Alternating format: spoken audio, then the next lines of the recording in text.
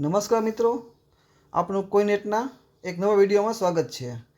આજના વિડીયોમાં આપણે વાત કરવાના છીએ 5 રૂપિયાના સિક્કા વિશે, જે 2007માં બનાવવામાં આવ્યો હતો।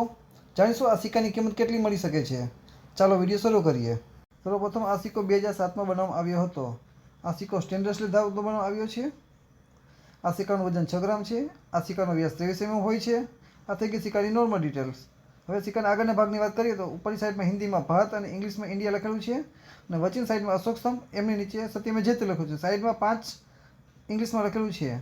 સિક્કાની નીચેની સાઈડમાં 2007 લખેલું હોય છે કે જે વર્ષમાં બનાવવામાં આવ્યો હતો તે।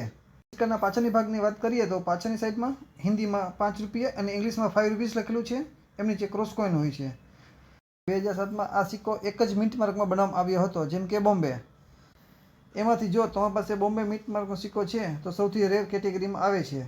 તો આ સિક્કાની કિંમત જાણીએ। આ સિક્કાની કિંમત ₹2000થી લઈને ₹6000 સુધી મળી શકે છે। તો તમે ચેનલમાં નવા છો તો કોઈને સબસ્ક્રાઈબ કરો અને વધુમાં વધુ લોકોને શેર કરો અને આજનો વિડીયો કેવો લાગ્યો તે કોમેન્ટમાં જણાવો અને તમારો સવાલ હોય તો કોમેન્ટમાં જરૂરથી જણાવો।